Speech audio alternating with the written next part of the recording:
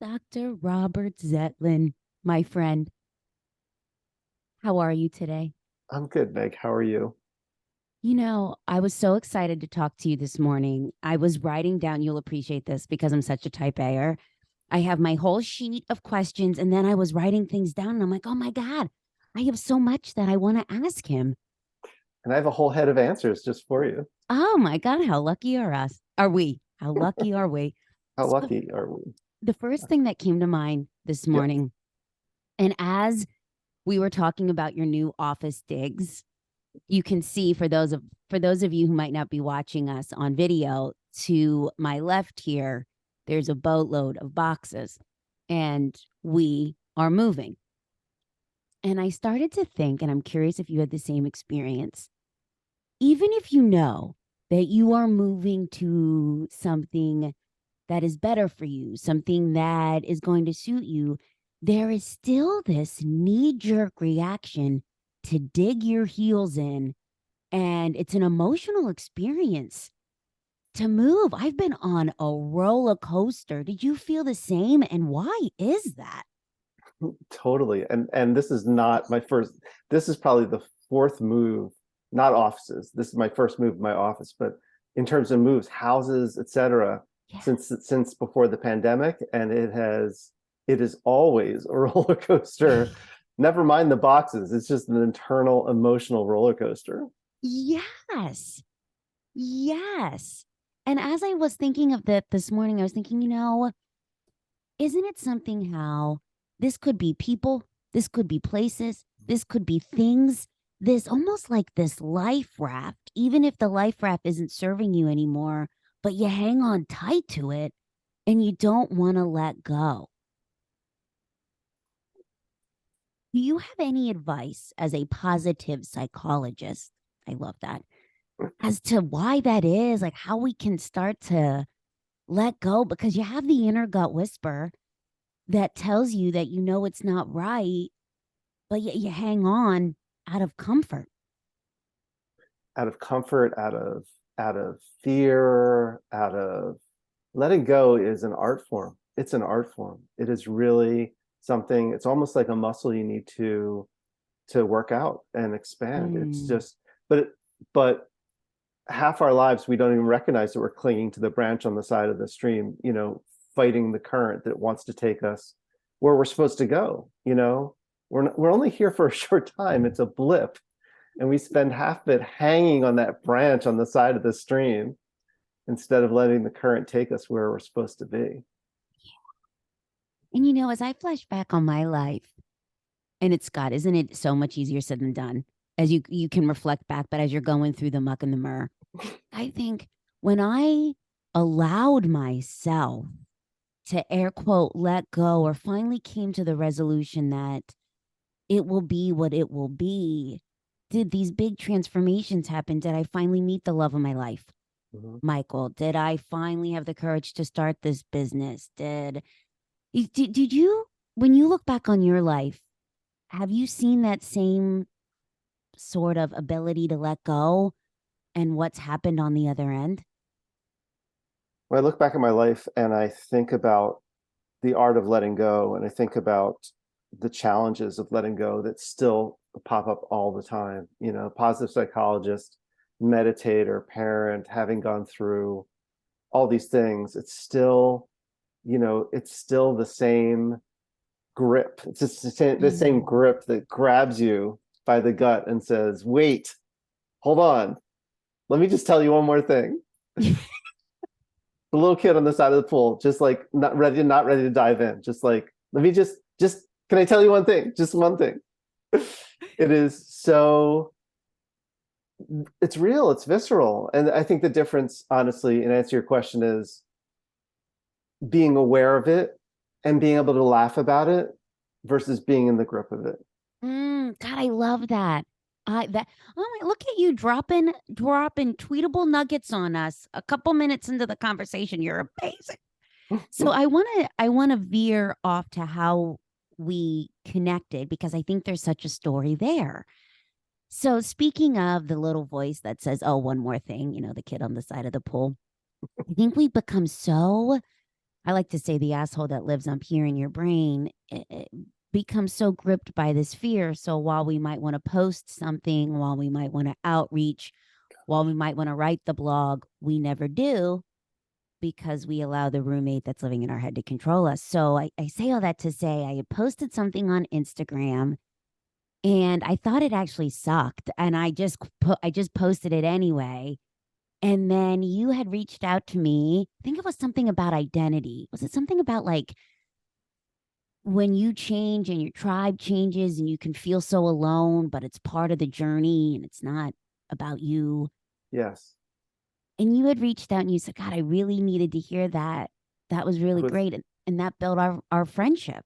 it was crazy. It was crazy because you know that social media like curates everything and delivers, whatever it's trying to influence, manipulate you.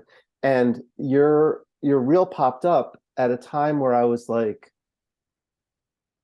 it wasn't I was searching for answers. I mean, always we're kind of like in that mode, but it was like the question was on my lips, and you're like, if you're asking yourself this, and I was like, what is happening here? And then I got the impression somehow that you were local too, and you never know, how curated or managed these things are. But like it popped up, and I think it was kind of a fresh reel. There weren't like a ton of likes, there weren't a ton of Yeah. views, and I was like, huh. And then I dug a little deeper, found out that you're local, and that we're don't live far from each other, and then and looked a little into your stuff, and it was so inspiring and so consistent with your message. That's the other thing.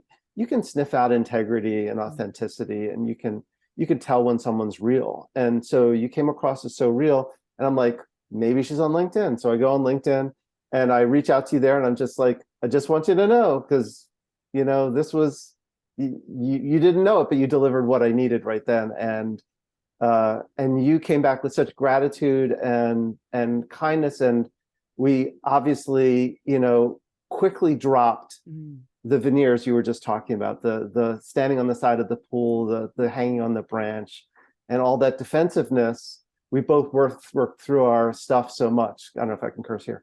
We both worked Oh through our God, stuff yeah. so I much. think I already dropped the F bomb Okay, five good. minutes in, so you're good. We both worked through so much of our shit that we could be authentic and real with a total stranger, even across social media, that doesn't feel totally safe. And we just knew we were supposed to be here. Oh, isn't that so true? God, you dropped so many great nuggets there. I love how you talked about just being able to pick up on people's energy. I don't know if it's getting older or this work with myself or coming out of COVID or maybe a hodgepodge of all three, but I find that I'm so much is more aware a word. I find that I'm just very much aware or intentional, I guess I should say, around people's energy. And I think when you work on you, it's amazing how the people with the bullshit and the drama that drag you down and deplete you, they start to just weed themselves out. Have you found the same in your journey? Yeah, I was going to argue that the getting older wasn't the part of it, but it is, because it's building a database. It's building enough experiences where you have a little distance from your first relationships that might have been dysfunctional, or the dysfunctional parts of that. And you've now played it out a couple times, and you're like, I see you again. Like this is not the same bullshit road I need to travel down. And then you start to, with maturity and with a little more sense of self, which is the self-work part you just said, you start to choose, what you're going to water. You start to, water the flowers instead of the weeds. Oh, I love that. You should write a book. You have a Sure, couple books. I do. I do. Hey, I want to talk to you about, I was so impressed on our first call. You want to talk about just standing out and connecting and just that soul quenching moment on your emotional vulnerability. And I remember getting off that screen with you and it's interesting how we go back to these formulas and things we were taught as kids. And I, which I want to unpack with you, is that's a lot of your work, emotional intelligence for fathers. I love that. Hell, if you would have been around when my father was growing up, I might not be dealing with the abandonment issues I still am at 40. That's another thing. But to backtrack to my original question, I just was so impressed at your emotional vulnerability, especially for a man when we're taught to be a air quote strong man and keep the mask up and never be vulnerable. Were you always that way? It's funny. I wouldn't a few years ago I wouldn't have said yes, but I think that we are always the way we are now. It's just we had to defend it more, we doubted it more, we shunned it Mm. more. We It's all in there. Like the trail of breadcrumbs goes all the way back, and it's there. Um, I don't think I would have seen myself that way. I saw myself as shy. I saw myself as reserved. I was confused about things that didn't feel masculine according to the programming I was receiving, Mm. and still am.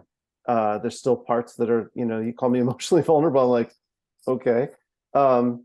But like, you know, I was just writing a piece when when I'm driving with my wife and someone cuts us off and I swerve around and I avoid and accommodate, and she's like, slam the horn, like, and my central nervous system says freeze.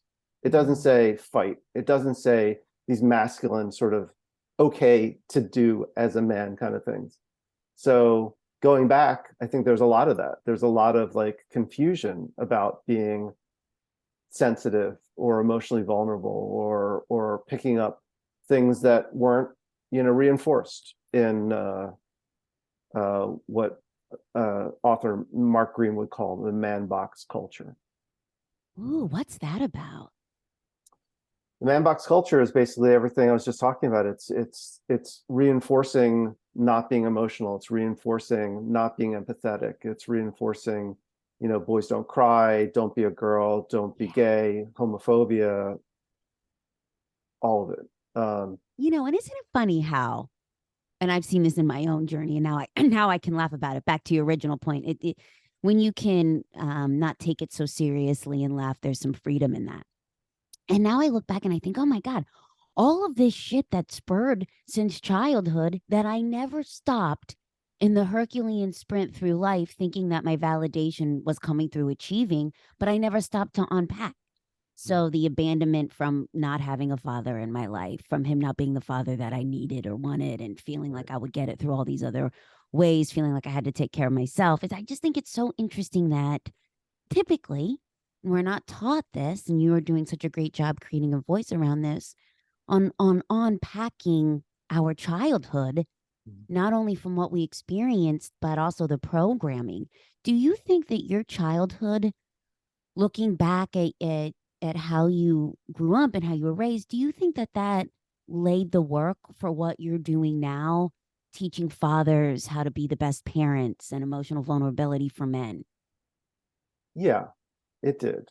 But not in a like how you would build it now kind of way, not Yeah. in a same as your childhood and your experiences led you to this point and being able to help people the way you are.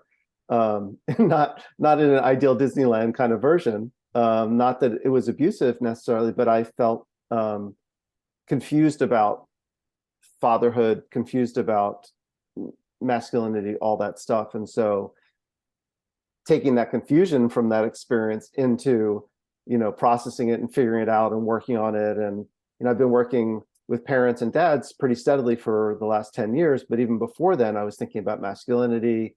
My dissertation in 2000 was about gender and learning. There's there are a lot of breadcrumbs, like I can say, going back, but I would say that growing up, uh, you know, focusing on my dad and trying to figure out what the hell was going on there, brings me to this point of really having done this self work and now trying to help more families and kids by supporting their dads. Yeah. Love that. There was so, as you're talking, my mind is going so many different directions. I don't know if you're anything like me, but this here, like this brain of mine, there's 75 browsers open at any given time. It's like It's ding, great. ding, ding, ding. It's great.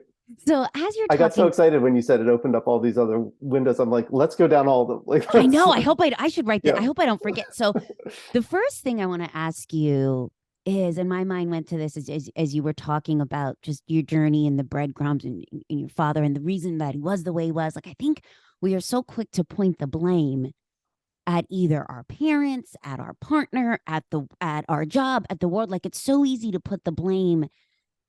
But what's not easy, but there's so much freedom in that, is when you pause and you stop and you think, they were just doing the best that they could. I think 90%, 99% of parents are doing just the best Mhm. that they could. It's not out of malice. Mhm. And there was so much freedom in, and this didn't come until I met Michael, my now husband, um, eh, that I was so angry at my father for so long for not being the man that I needed.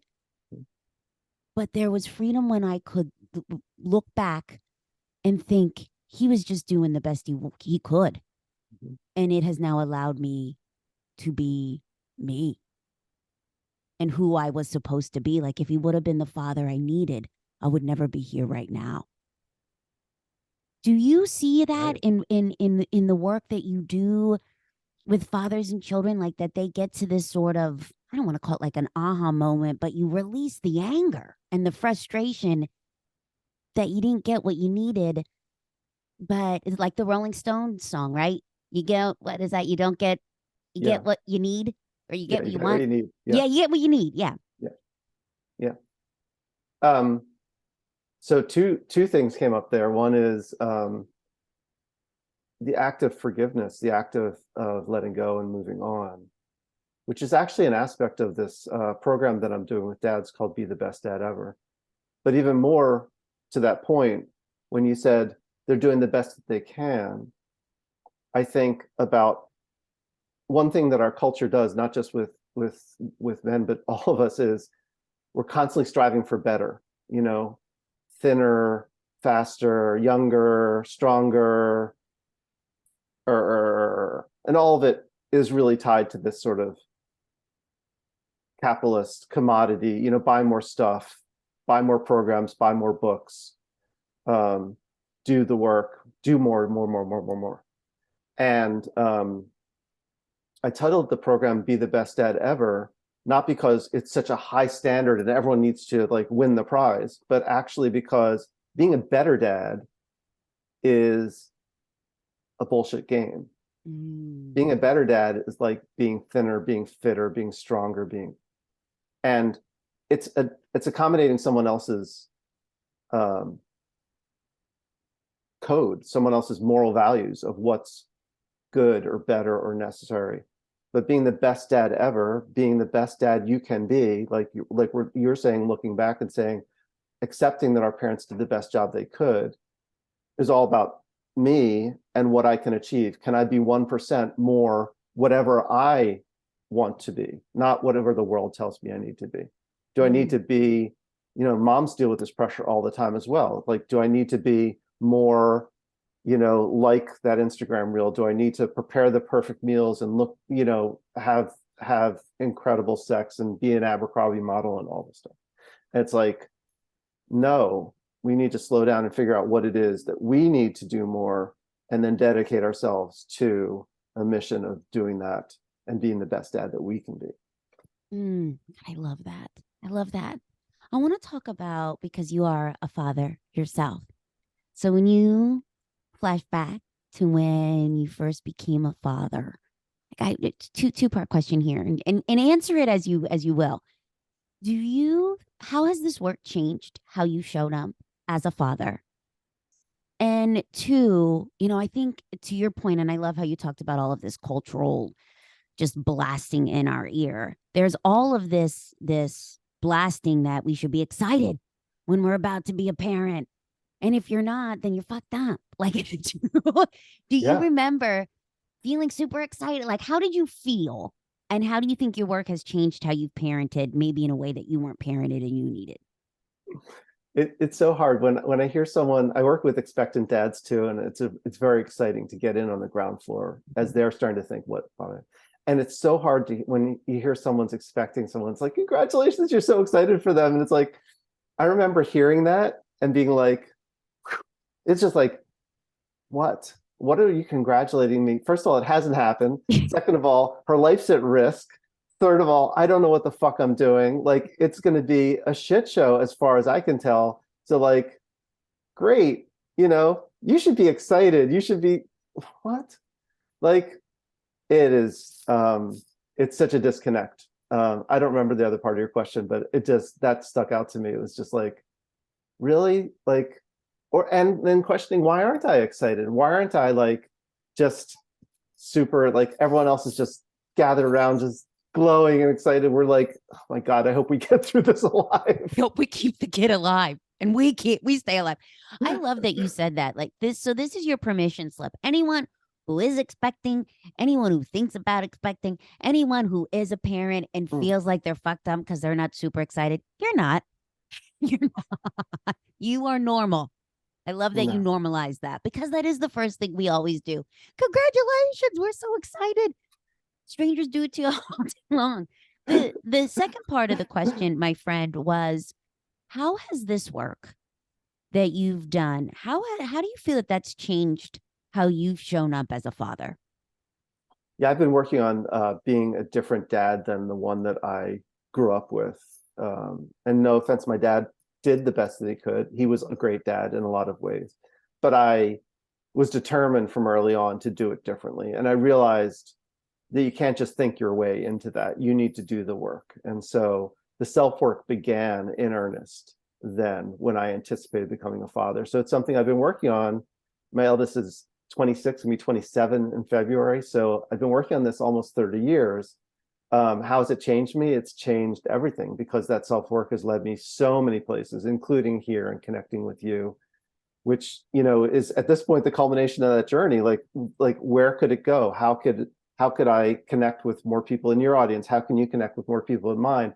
Like it's just, but how has it shifted me? As a father, it allowed me um, to slow down and figure out how to enjoy the ride a little bit more. Mm. Like all the anxiety and all the angst that I just talked about when we were expecting, like, of course that didn't go away.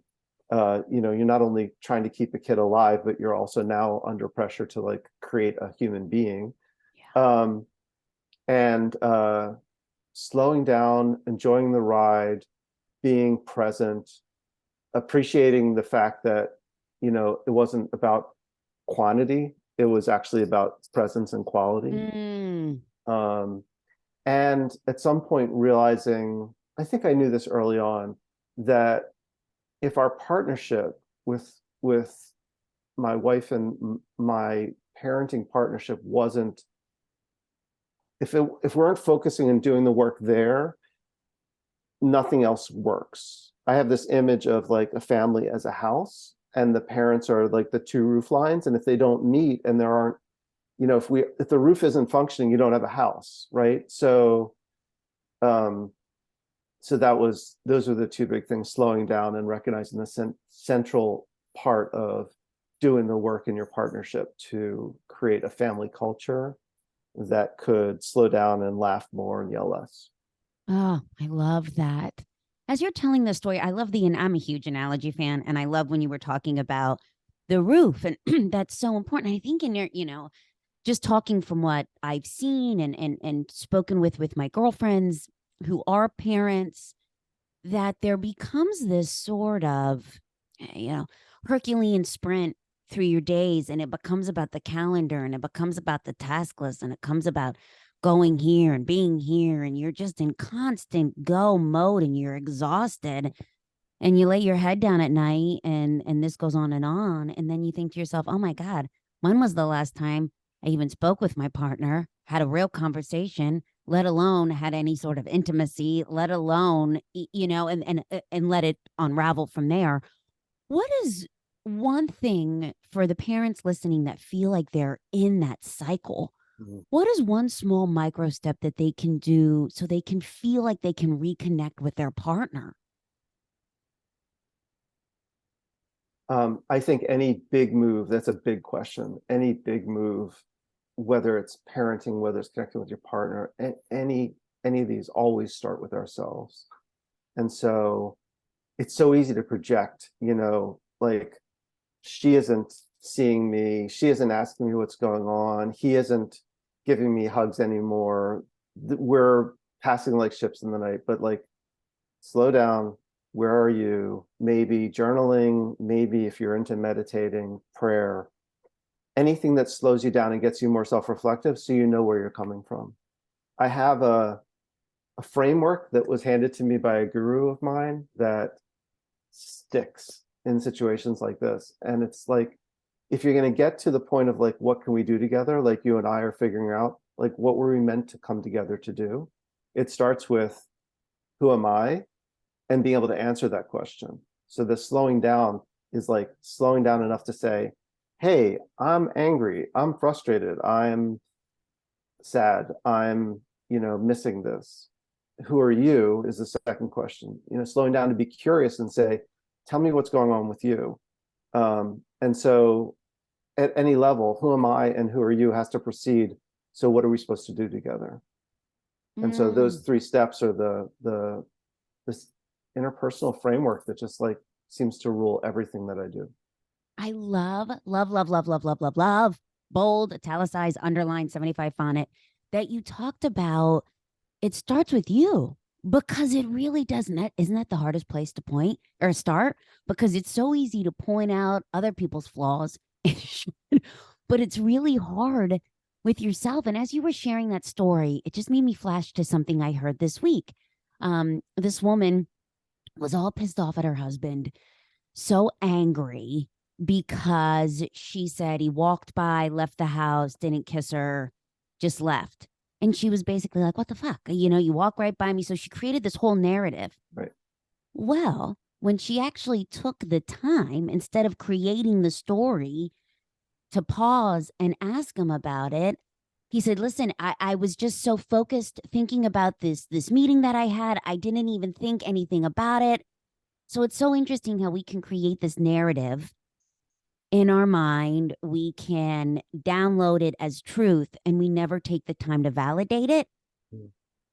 And to just bring that back full circle, as you were just talking about taking the time for you with you, I think it helps unravel all of those stories that you can quickly make up in our mind. Would you agree? Totally agree. It brings me back to when you were asking about letting things go and forgiveness.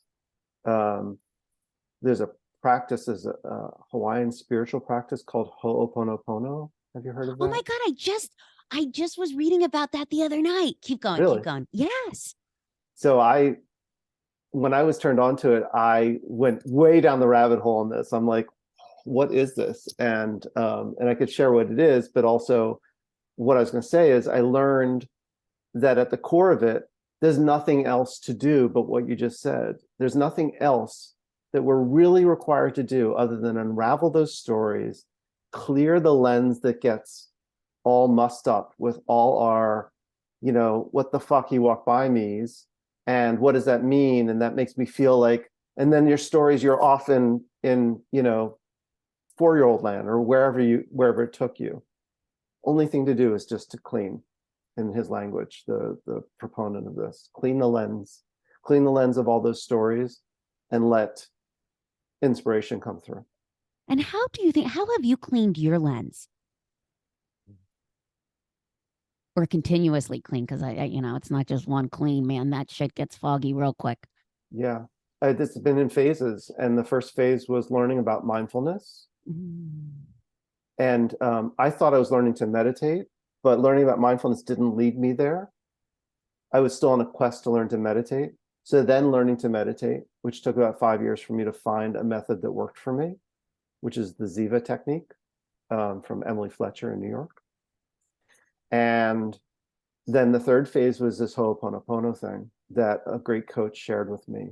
And I just dove in full length. And basically the practice of it for me is a four phrase mantra that I've now sort of trained myself to use when I catch myself triggered or being emotional or being starting to see the lens fill with a story. The movie reel starts to, you can hear the old movie reel go click, click, click, click, click, click, click, right? Start up. It's like when I start to hear that, I'm like, okay. I love that you said it's been a 5-year journey. Mm, I love that you said that because I don't think we ever give enough airtime to say, listen, this didn't happen overnight and it's a continuous journey. For me it's been 7 years. So for anyone listening that thinks, hey, listen, I tried meditation once, hated it. I'm done. I'm never doing that again. You got to find what works for you. Like someone else can't tell you your playbook. You got to figure it out.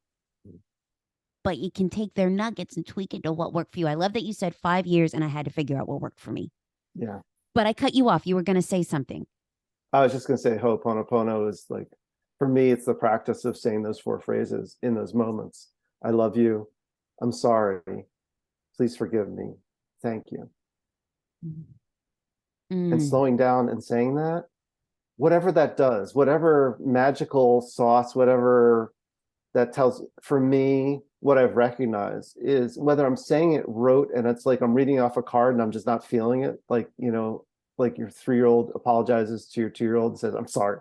Like, whether it's that or I'm really feeling it, it softens. It softens, it opens your heart. And if you buy into it and it makes sense. So slowing down with mindfulness and meditation and then finding practices like that is the answer to your question. And can you go over those 4 steps?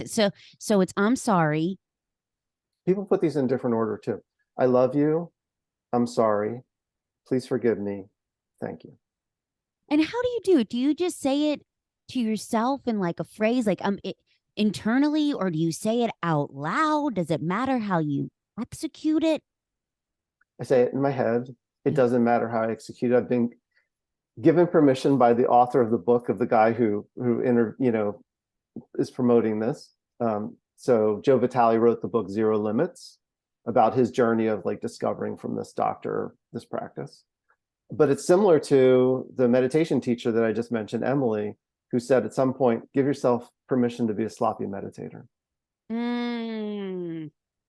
I love that because Brilliant. my first impression, it could just be me of meditating, was that I had to freaking sit there on a rug, humasa for 30 minutes. And if I didn't, then I failed.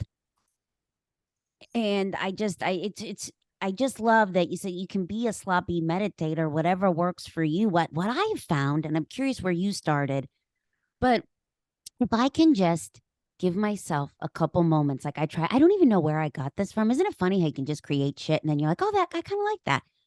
So I do 4 breaths in, and I hold it for 4 seconds, and then I do 4 breaths out, and I do that 5 times.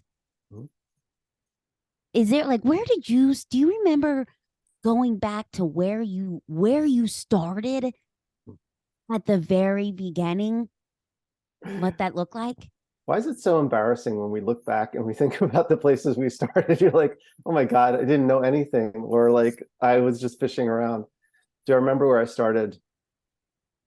Yes. It's a funny story, actually. So I go through graduate school. I'm a psychologist. Apparently people are starting to treat me like I know everything. So like I start to adopt that mindset. People are coming to me and paying me money for my expert whatever wisdom. And so at some point my wife goes to a meditation class or mindfulness class. And I'm like, yeah, fine. It was a little bit of that masculine thing of like, that sounds a little vulnerable to me. Same way I was with yoga at first, same way I was with improv comedy, same way I was with meditation, all these things. Life-changing things that I had put on the other side of that man box idea that like, I'm not supposed to go there. So she comes home and she's like, oh my God, this is everything. Like you have to do this. First of all, triggers the, you can't tell me, Yes. Yeah.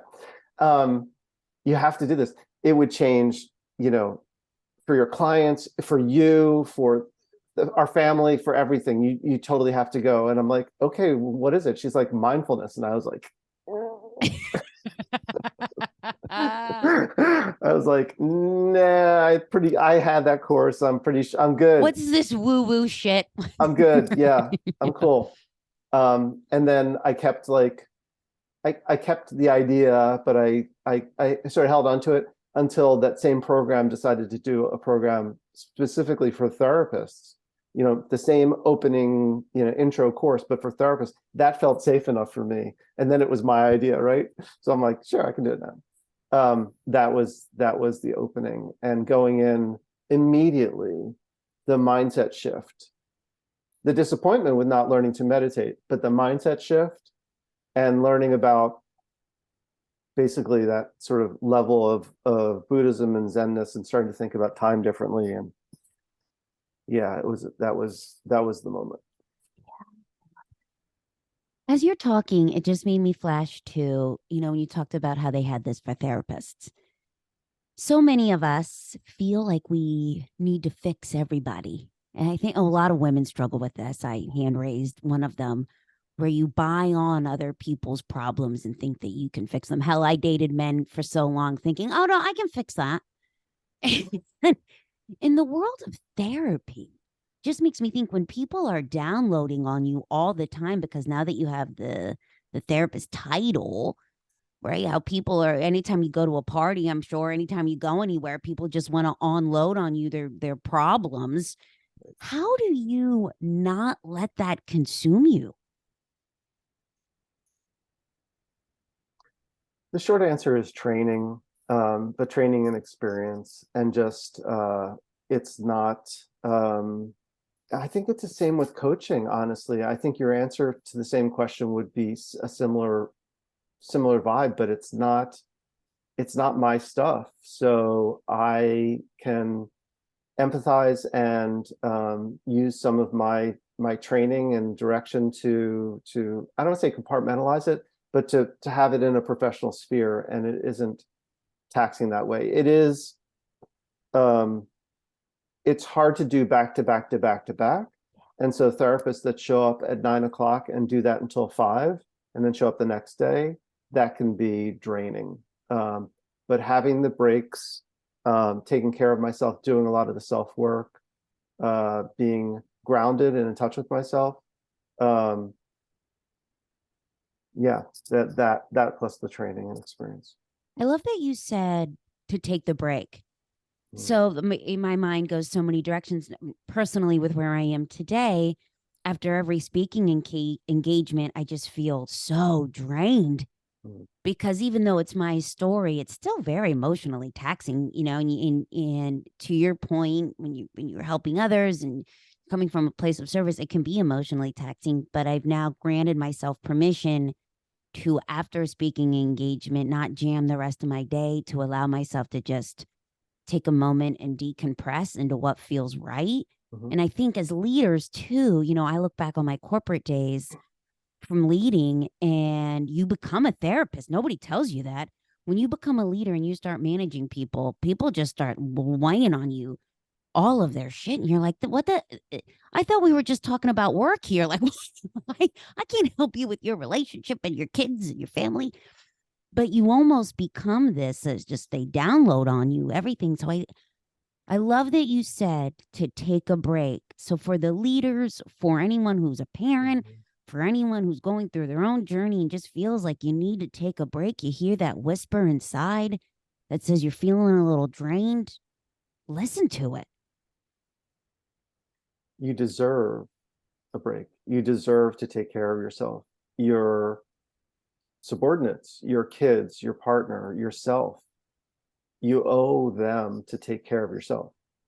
And we're we're often on the other, when I say I'm on the other side of like being able to access that, we're off on the other side of that deservingness and that sense that we're not being lazy, that we're not being weak, that we're not being stupid, that people aren't going to find out we're an imposter. All those things are blocking us from knowing the truth that we do deserve those things, and the people that rely on us need us to do that Mm. work. Mm. Do you have any best practices to lean into that intuition, that powerful gift as you go through your day?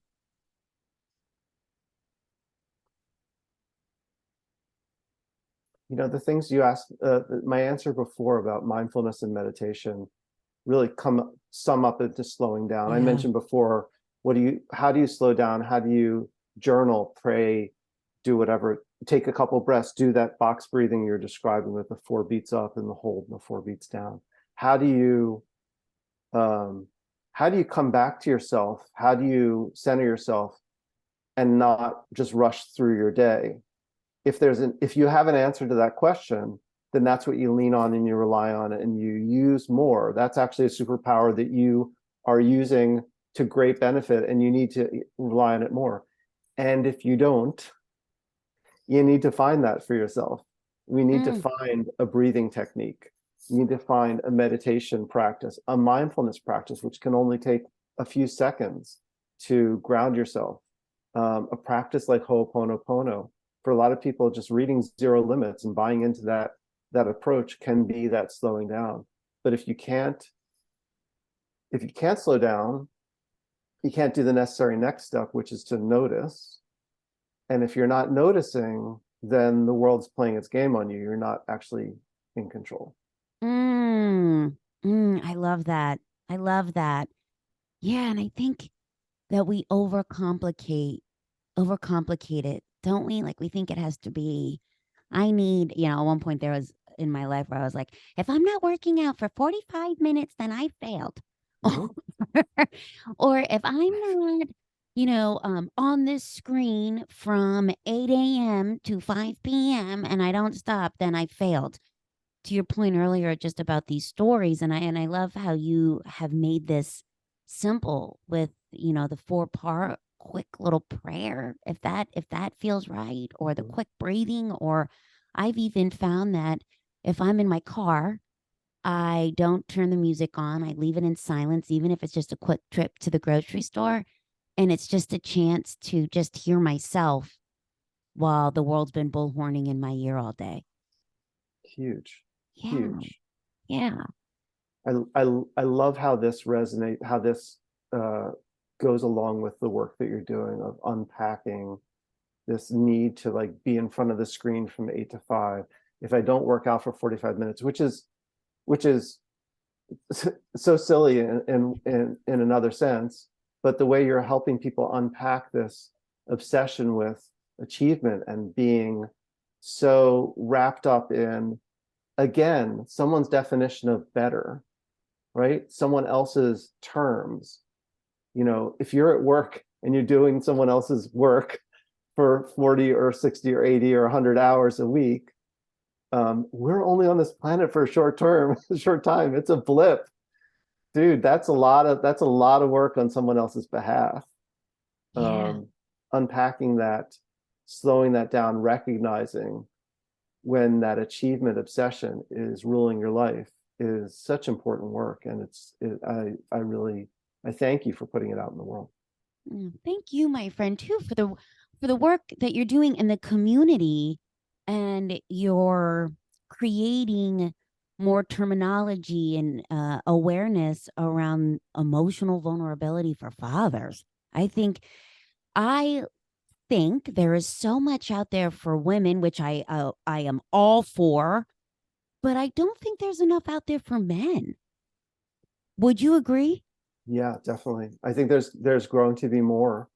And every time you say emotional vulnerability for fathers or emotional intelligence for dads or whatever, I think, the exciting thing is, I think the new generation of dads, the next generation under me, my kids are in their 20s, but new and expectant dads are coming into the world where there are a lot. There's actually a critical mass growing of men and fathers who want to be there, who recognize that this is not an extra thing they'll get to, but the central thing that they need to do. They're recognizing and reflecting on their journey. So it's very exciting. I do think there's a ton less for men and for dads out there, but there's more and more. And I'm really excited that I'm not alone in this quest. And there are a lot of people creating support groups for men. There's a lot of recognition that men's social networks are breaking down, especially around the pandemic, and that there need to be more opportunities for them to feel safe in a Yeah. space enough to be vulnerable and to ask what feel like very dumb questions. Like, it took me a long time to recognize just the set of negative emotions I was feeling, name them, label them, be able to move forward. You can't be emotionally intelligent until you're emotionally literate. So it's like starting off and recognizing disappointment, embarrassment, sadness, anger, guilt, shame. These are things that I feel all the time, but I didn't necessarily label them. I wasn't literate in them. So sometimes it takes some simple work to just figure those things out. Oh, I love that you said that. I'm over here like salivating as you're talking about the literacy, because I think it is so difficult to ask others what you need if you don't even know yourself and if you don't even have the language. So it makes me think of like a lighthouse, right? Back to the analogies. The way I grew up, we didn't talk about the hard shit, emotions. Oh, hell no. You didn't talk about that. You ran from that. So you become a runner. And when you don't have, to your words, the emotional literacy and the language, you look for a safe harbor, the lighthouse. So for me, that was work. But I think that could be anything. That could be the overspending. That could be the eating the junk food. That could be, the relationship after relationship that's not serving you. Could be anything. And there's just so much power. Full circle moment here. I'm talking out loud. Full circle moment to what you talked about earlier with you have to take the time for yourself first before you can show up in any other avenue in life. And that's gifting yourself this language and emotional literacy to figure out the shit that you've been running from and you've never been taught how to have. 100%. 100%. And there's so many hucksters out there waiting for those people who are struggling and trying to find an answer. There's just social media is full of those sort of rabbit holes you can go down. I don't know why someone just brought the story of Pinocchio. When he like went off and he wanted to be a real boy, but he ends up in the circus. It's like, yeah, come right this way. Like the whole world is being like, come right this way. We have the answer because we all want the answer. But like you said, your 7 years of work, my 5 years of searching for meditation. I was just in the gym this morning and I did a new exercise. And afterwards, I'm like, wow, this is going to work. And I'm like, you just did it one time. You need to keep doing it like 1,000 times in a row. Where's my biceps? Exactly. Exactly. It's yes. like, yeah. We want to Amazon package our life, right? Yeah, we don't have patience for it. We gotta keep moving. We gotta keep moving. Because, like I said, we're here for a very short time, but that doesn't mean that you need to go faster. That's the sort of counterintuitive part of this, right? You shouldn't be moving faster. You should actually be slowing down and appreciating the short time that we have. I love that, the power of the pause. So the men listening who are fathers, they've never been taught how to have this emotional literacy. They feel like you had mentioned earlier something about like the stop yelling, which I love.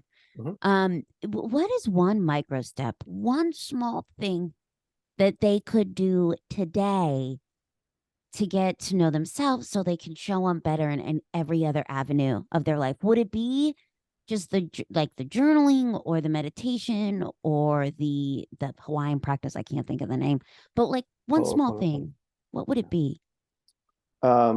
One small thing, it would be to take a breath. To take a breath. And it's not, elaborate practice. Your breath is always with you. To get in the car and before you turn the key, just like you said, you're not turning on the music, you're slowing down to listen to yourself. But that's taken a while for you to figure that out. Let's just take that moment. You get in the car before you turn the key to just put your hands on your thighs, put your feet on the ground, close your eyes for a minute and take one deep breath. I love that. I love that. Because it will lead to the next and the next and the next thing. If you're in a process of discovery, you're in a process of discovery. No one was forcing you for over 7 years to do the searching you did. You were coming from places, you were trying to leave places, you were trying to find answers. I was dedicated to figure out how to meditate. That was my 5-year journey, but my journey has been much longer and more complicated, lots of turns in the road. That's the other thing. Turns in the road are not failures. They're turns in the road. The road has to turn. There's no straight road. So yeah, just starting with taking a breath is what I would suggest. I'm going to also say that if you're a dad right now trying to figure this stuff out and you feel like you don't know what you're doing, that's a state of dads for the last at least 3 generations since we started to evolve from straight up factory workers who weren't really involved in their family. We came home and we were at least sitting there while the family functioned, and then we got a little more involved, and then all of a sudden someone handed us a baby, and now all of a sudden we're stay at home working from home dads. Like, those evolutions are huge shifts in just a few generations. Each generation of those dads didn't know what the fuck they were doing from any experience that they had to figure it out themselves. And here we are again, having to figure it out ourselves. And you have to figure it out for yourself. It starts with slowing down and taking a breath, and then trying any of the things that we just talked about, seeing if they work for you. If not, move on to the next thing. And if none of them work for you, reach out to me. I'd be happy to give you some direction. Oh, God, I love that. And I love how you made that so simple. I love that. And for everyone listening, I am going to link all of Dr. Robert Zeitlin's information in the show notes so you can just click right on that bad boy.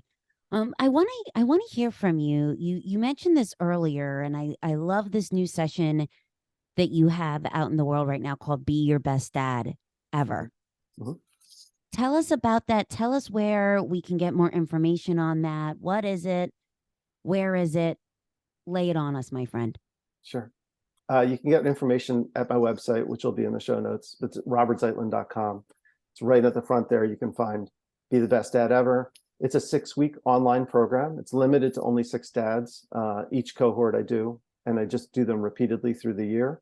And we have 6 different topics that we cover, but we also do a check-in at the beginning of each session. And sometimes that check-in ends up taking us in a new direction, and totally flexible and open. This is not a lecture series. It's an interactive process where we meet with other dads who are in the same boat. And that's straight dads and queer dads. That's trans dads and cis dads, dads of color. Like, we are open to the full spectrum of people coming to this parenting game because we have a lot of things that we can learn from each other. And so I keep the group small and tight so we have space and people can talk and people can listen. So it's a 6-week program. You can find out about it on my website. I'm really proud of the resources I pulled together. I really pulled 6 ideas out of probably 100 and really consolidated them down. So I'm using the most valuable resources and insights that can help you become less stressed, feel more connected, be able to slow down, be able to laugh more, and do what you need to do for your family. I love that. I love that. We all need more of that. Where, for our listeners who are salivating like I am over our conversation and are thinking to themselves right now, give me more, Dr. Robert Zeitlin, where can they find you, my friend? They can find me on my website. They can find me on LinkedIn. They can find me Instagram, Dr. Robert Zeitlin, all Dr. Robert Zeitlin. And they can find my writings on Amazon too. I have 2 books. I mentioned one before, Laugh More, Yell Less. Here it is. Laugh More, Yell Less, A Guide to Raising Kick-Ass Kids. I love that. And then in the pandemic, when I was dealing with so many parents struggling to figure out how to work from home and also to help their kids who are learning from home, I created But I'm Not a Teacher, A Guide to Learning Under Lockdown. You can also find that's available on Kindle, and it has a lot of my experience working in schools and about connecting positive psychology with the learning process, and how in a lot of ways we've gotten away from really learning and giving our kids a space to do what they need to do. So I was very excited about that process of writing that book in the pandemic as well. Thank you for that. I have become books was always a safe haven for me, a place for someone who never felt like they had a place in the world to experience and go places, and just think that books have a way of delivering such a life experience to each user that is on the other end of the book. So thank you for sharing those words. And gang, I'm going to link that again in the show notes so you can just get right to Robert's books, his social feeds. You can get on his website and look about this new 6-week program called Be Your Best Dad Ever. Thank you, thank you, thank you, my It's been friend. such a pleasure. It's such a wild ride this last hour. I know, isn't it? We never know where we're gonna go, you know? So it's so funny. Type A, hand raised here. You'll love this. When I first started with these hashtag share your stories, I had all of my notes written out in question one, question two, question three. And then I started to, a full circle moment here, lighten my grip around the wheel and thought, I just want to organically see where these conversations go because I think they have a way that they can just flow that you can never plan. So this conversation with you is just flowed so organically, soul quenching to me, and I hope that everyone listening to this feels like they were sitting around the table having a cup of coffee with us. So thank you for being so open, my friend. Thanks for inviting me and for all of you inviting us to your coffee hour or your drive or your ride. Yes. Here's to taking the breath. Taking the Thank you for breath. being here, my friend. It was great talking to you, Meg.